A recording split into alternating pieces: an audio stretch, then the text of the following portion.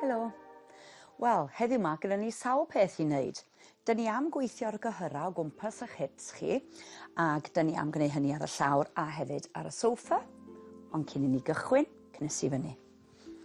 Felly dwi'n mynd i gweithio ym mhenol reit yn ôl, gwneud yn hun yn gyfyrddus, ac yna dwi am codi'r benglin i fyny. Dwi'n teimlo hwn, ddim jyst yn gweithio o gwmpas yn hipi, ond dwi'n teimlo fo hefyd yn ymestyn gwaelod yng nghefn. Ac yna dwi'n wedi gwneud i'r ochr arall.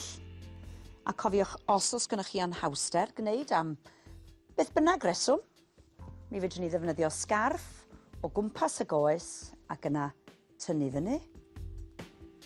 Dwi'n ffeindio lot haws i wneud wrth ddefnyddio mreichau i fod yn gwbl onast. Ond yna dwi'n tynnu nghoes i fyny ac yna i lawr. Dwi am godi i fyny. Dwy law ar yng nghwysa, dwi am ymestyn ymlaen. Gofalwch os ydych chi'n teimlo chydig bach yn ben ysgafn neu yn dioddef o pendro, ond fel dwi'n ymestyn i lawr, dwi'n teimlo'n hips yn gweithio. Ac yn ôl, ac yna i fyny. Plygu lawr at y llawr, gofalwch bod chi ddim yn dropio'r pen rhy isel. Ac yna, fel dwi'n dod yn fyny, dwi'n gollwng yn hun yn ôl. Yna dwi am gweithio o gwmpas y goes, felly yn gweithio top yr hip, agor y cae, ac yna dwi am ymestyn i'r ochr.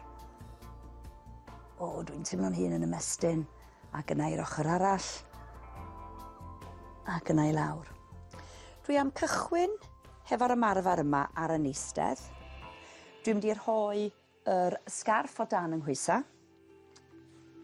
Dwi'n gafal, neu mi fedrai bwydo'r sgarff trwy'r twll, so dwi'n gwybod os ydych chi medru gweld hynny. Hanner y sgarff, dwi'n mynd o dan yng nghwysa, dwi'n bwydo y ddau gynffon i mewn trwy'r twll, a na fo. A wedyn gyda fi rhyw beiriant bach lle fedrai agor yng nghwysa, ylwch, mae'r sgarff yn symud, dwi'n teimlo'r gyhyra yn gweithio ar ochr ym mhen ôl i, iawn, ac yna, fel dwi'n cau nghwysa, mi fedrai dynnu'r sgarff i fyny eto. Felly dwi'n agor yng nghwysa eto. Mae'n bwysig bod y sgarff yn medru llithro. A wedyn y fi sy'n gyfrifol o faint o bwysa, faint o resistance dwi'n rhoi yn erbyn. Waw! Ac yna i lawr. Felly os na fedrwch chi fynd i lawr at y llawr, daliwch chi ymlaen efo'r ymarfer yma, a dwi'n mynd i sydyn dangos i bobl sydd yn medru mynd at y llawr be i wneud. So i lawr â fi, dwi ar ym mhenelyn, neu mi fedrwch chi wneud wrth gorwedd i lawr fel hyn. Felly os oes gennych chi anhawster efo'r ysgwydd, gorweddwch yn fflat, os ydych chi medru, ar eich penelyn.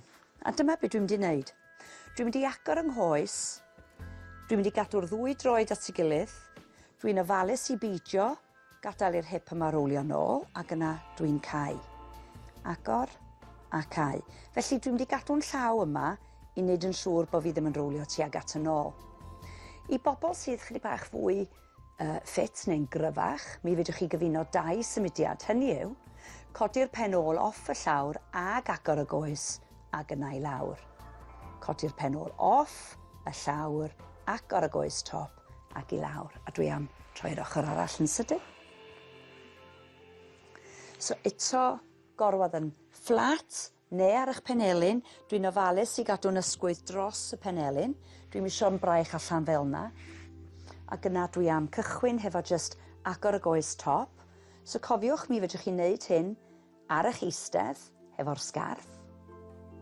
Dwi'n agor a cau. Dwi'n mynd i gwneud yn siŵr bod fi ddim yn rowlio nôl efo'r hip.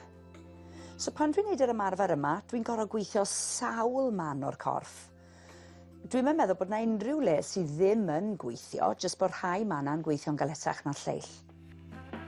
A wedyn cofio yr fersiwn lle dyn ni'n codi fyny, off y llawr, agor ac i lawr. Mae o'n neis hefyd i rai ohonoch chi sydd yn medru gwneud falle chydig bach mwy i gael ymarferion sydd yn weddus i chi. Ond i bobl sydd ychydig bach yn wanach, mae o'n bwysig i chi gael ymarferion sydd yn weddus i chi. Gofalwch fel ydych chi'n codi fyny, Iawn? So yn ara deg, dwi'n mynd i troi, helpu'n hun yn ôl at y gadar. Ac dyna fo, gobeithio ydych chi wedi mwynhau yr ymarferion heddiw yma. Hwyl am y tro.